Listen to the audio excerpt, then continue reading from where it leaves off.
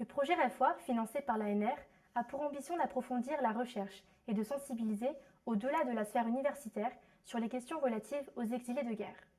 Outre une thèse de doctorat sur la protection des exilés de guerre en droit international et européen et la création d'un diplôme universitaire droit de l'asile à l'université Panthéon-Assas, ce projet comprend notamment une clinique juridique REFOIR, qui est la structure qui nous accueille à l'UVSQ. L'objectif de cette clinique est d'étudier les outils juridiques de protection des exilés de guerre et d'interroger leur pertinence et leur efficacité. Pour ce faire, nous avons adopté plusieurs angles de vue. Premièrement, nous constituons une base de données actualisée régulièrement sur la jurisprudence, sur les décisions adoptées par les instances de l'asile concernant les exilés de guerre. Cette base de données est accessible à tous sur le site internet du projet REFOIR. Et son fonctionnement est simple. Il s'agit d'abord de centraliser toutes les décisions qui peuvent présenter un intérêt sur la protection des exilés, puis nous rédigeons une analyse synthétique de chaque décision. Cette analyse est ensuite relue par des enseignants-chercheurs et corrigée si nécessaire. Après cette étape, elle est publiée sur le site internet du projet afin d'être mise à la libre disposition des professionnels du droit, qui peuvent rechercher une décision par date, par pays d'origine du requérant ou encore par type de protection. Cela peut par exemple permettre à un avocat de développer un argumentaire juridique lors d'une procédure de demande d'asile. Cette analyse de la jurisprudence est complétée par des fiches pays, dont l'objectif est de faire un compte-rendu détaillé de la situation géopolitique de certains pays particulièrement concernés par l'exil de guerre. Cet examen se déploie en 5 temps. D'abord avec la description de la genèse du conflit et l'identification de ses acteurs principaux, de ses temps forts, des moyens utilisés par les parties pour faire la guerre, donc leurs ressources militaires, et enfin des conséquences sur la population, dont les morts, les déplacements forcés, les exactions commises sur les populations et les destructions matérielles.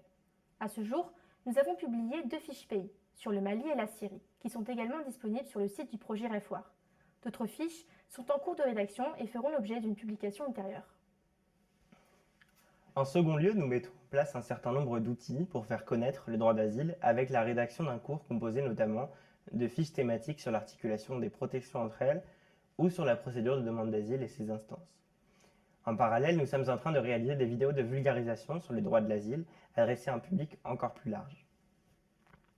De la même manière, nous opérons une veille d'actualité sur les problématiques relatives aux exilés de guerre avec la rédaction de notes d'actualité sur l'évolution de certains conflits ou sur les nouveaux textes juridiques ou non, publiés par les institutions internationales et internes. À titre d'exemple, nous avons rédigé une note sur la protection des personnes fuyant l'Ukraine. Enfin, au-delà de cet enjeu d'étude du droit positif, du droit en vigueur, il s'agit aussi d'être force de proposition, avec la rédaction d'un projet de traité de protection des exilés de guerre. Pour ce faire, nous avons d'ores et déjà opéré des recherches sur les dispositions existantes et sur l'articulation des différentes protections. Le statut de réfugié, la protection subsidiaire et la protection temporaire. Nous avons également travaillé sur le droit de l'asile tel qu'il existe à l'étranger, au Canada et en Australie notamment. Nous nous apprêtons maintenant à synthétiser ces recherches pour proposer des outils juridiques dans l'optique de mieux protéger les exilés de guerre, avec des instruments juridiques qui leur soient spécifiquement destinés. En définitive, nous pouvons résumer le projet par la volonté qui le sous-tend de développer des outils de compréhension du droit d'asile, à la fois pour les professionnels du droit et la recherche, mais aussi pour les non-juristes. Nous vous remercions pour votre attention et espérons que la présentation de ces projets vous aura intéressé.